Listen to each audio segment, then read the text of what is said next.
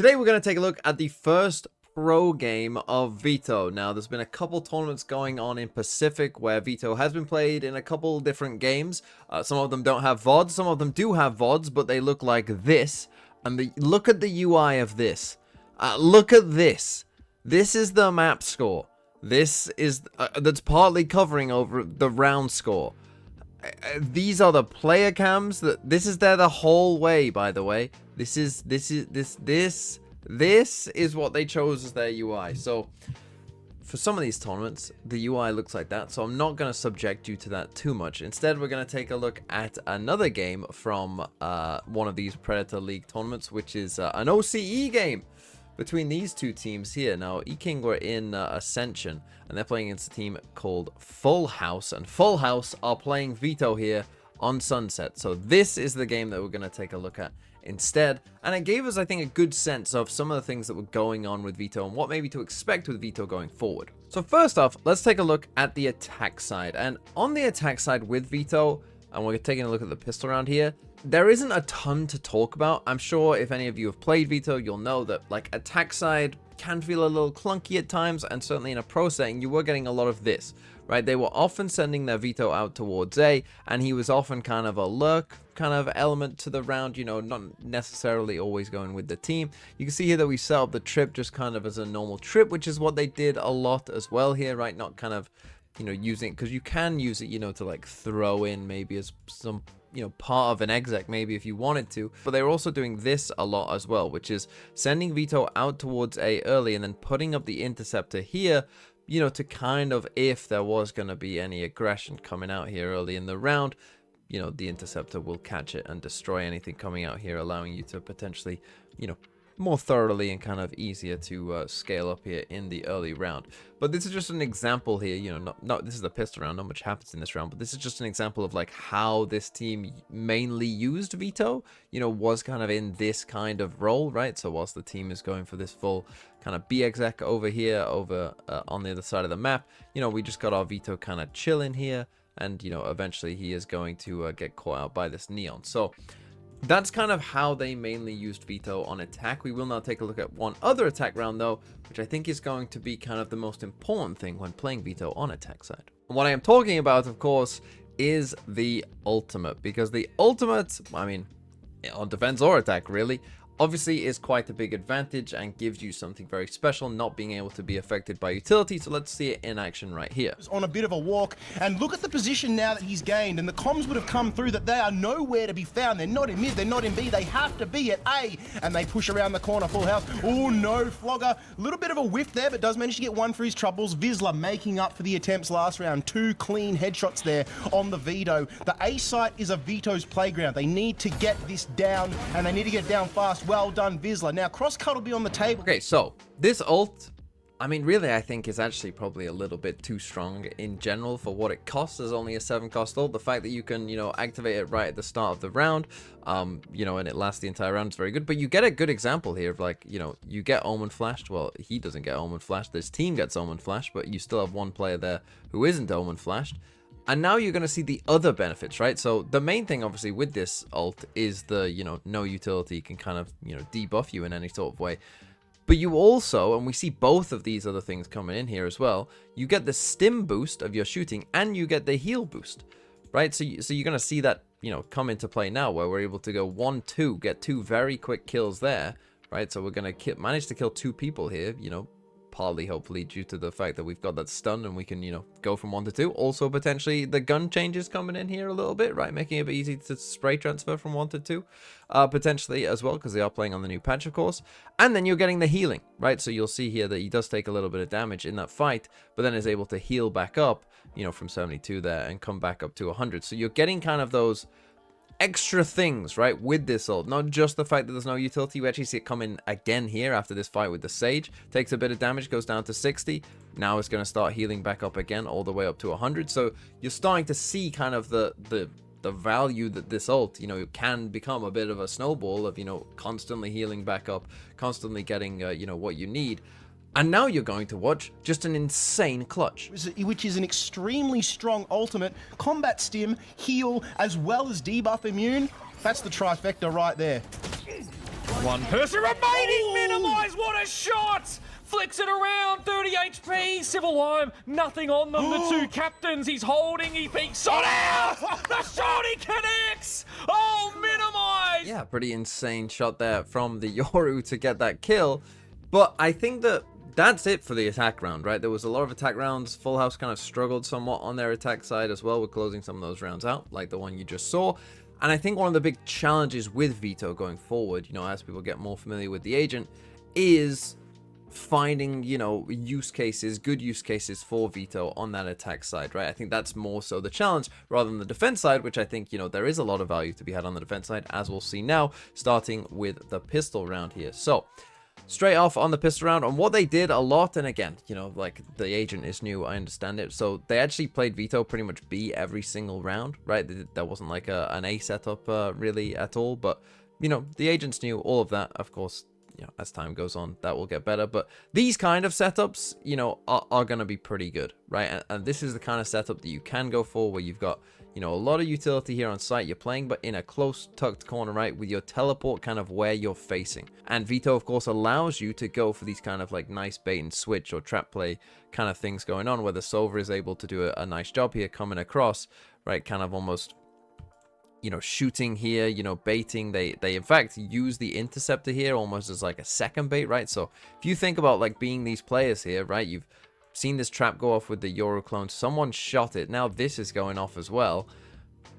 You know, it perhaps is a lot of distractions that distracts you from the fact that there still could be someone here, and you see the reward that they get for doing that. Vizsla, he's waiting, hoping that he can get the timing. He does perfectly. And right there, you see the strength of this kind of agent that just puts you in a great spot. Now, again, I think that this correctly highlights, though, everything about this agent, right? Is that this agent also still demands you, though, to be a good aimer, right? Because of the playstyle here of doing stuff like this. Now, you know, he does manage to get both kills here, but even in a world where, you know, there maybe is more people, you know, back here potentially to come and fight, he does potentially still, especially on a pistol round, still have the option to tuck back and TP away, right? That is still an option here potentially as well. And as we'll go forward in this video, you'll see that there are some times where the agent mastery, you know, is clearly lacking a bit. But those kind of setups, Veto is going to be, I'm sure if you've played against him or played as him, you'll know those kind of setups can be extremely hard to deal with, especially with, you know, some of the changes that we've seen in the game overall as well. So now let's skip ahead to round number 16 here. We're already somewhat into the round. It is a 5v4 at this point in the round. And what's going to happen is E-King are actually going to come back over towards the B side and towards the Veto. And as I said, most of the time it was just the Veto here. So you can see we've got Interceptor kind of behind you know, this wall just here. You've got the trap just in here as well, and a potential TP option out as our Veto is just watching market. But one of my main problems with this agent Veto when he first came out, and the design of Veto, is basically what you're about to see happen next. Treats all the way back, changes up the angle a little bit. Aldro now coming out from Zork in retaliation. Spots absolutely donuts, which means that the spike should be over towards the other side, and is. We see the Sage Wall coming in, but have a look at the Veto Interceptor just taking that. So we get kind of the agent trailer somewhat going off there for Veto in this round.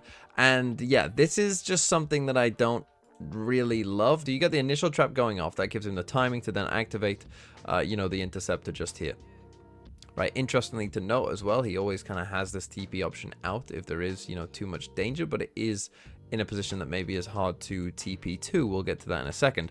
But my main problem here, and again, this is maybe something, you know, for the playing against a Veto, when you hear this, you cannot Sage Wall, right? As soon as you hear this noise, you cannot do this, because otherwise, I mean, just look at this. The whole thing is just gone instantly. And this was one of my main problems with the design of Veto, right? That it just hard counters certain things and doesn't counter other things, right? Like, if he gets Omen flashed here, you're fine. But a Sage Wall? No, that does nothing. And that, I do think, like, for me, that is frustrating design. I think it is kind of bad design in a way, because, you know, agent, if this is a Gecko as well and you're trying to dizzy Wingman in, like, you know, sit down, get destroyed, doesn't matter, right? Like, I do think that is frustrating, but you do see that against certain agents, and this is where we could get into some interesting, like, you know, meta theory things, where you, if you know, like, hey, this team is playing, you know, agents like Gecko, like Sage, or whatever, right? that you think the Veto hard counters, well, maybe you instead, you know, just for like a game, you do throw in a Veto to just hard counter them, right? And I do think that will be interesting to see if we do get that, because I don't think we've really ever had that in the game before, where you're just like, well, we could just throw in an agent because it kind of hard counters others.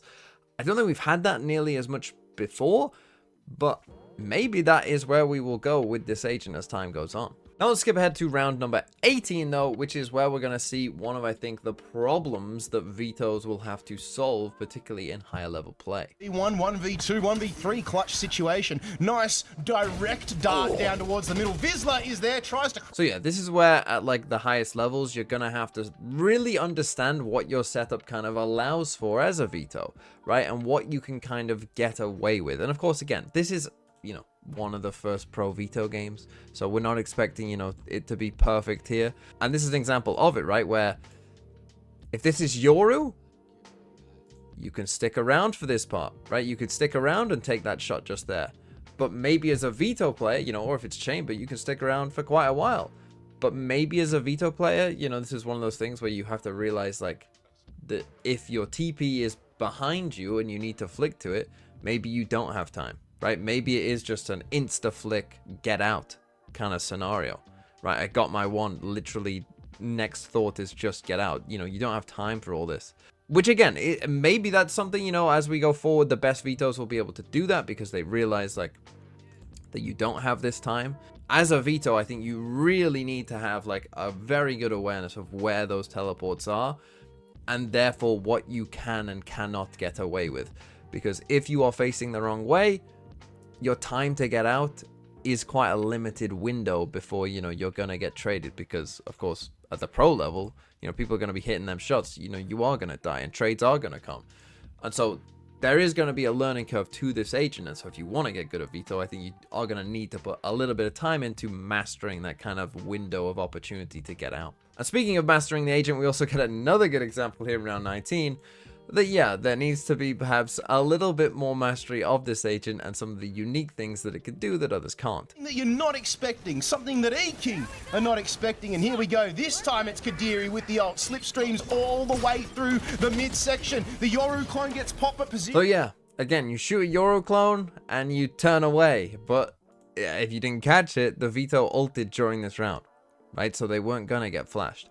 So again, this is just another one of those kind of interesting scenarios where, like, very difficult, right, to like not turn away from a flash. Like if you're a pro player, it's just muscle memory. But like, again, if you want to be like the best Veto, you're gonna have to like relearn that when I press this ult button, you know, you just need to be a bronze player, right, and just stare at that and don't get, you know, just keep shooting. And particularly, I think for this agent, there's going to be, you know, some very particular things that are very unique, like the ult to this agent, where pro players are going to have to unlearn a lot of what they, you know, inherently do already. But that is it for the kind of Veto video. What I found from it was that it's kind of what I expect, and I do think with the new patch, Veto is going to be good.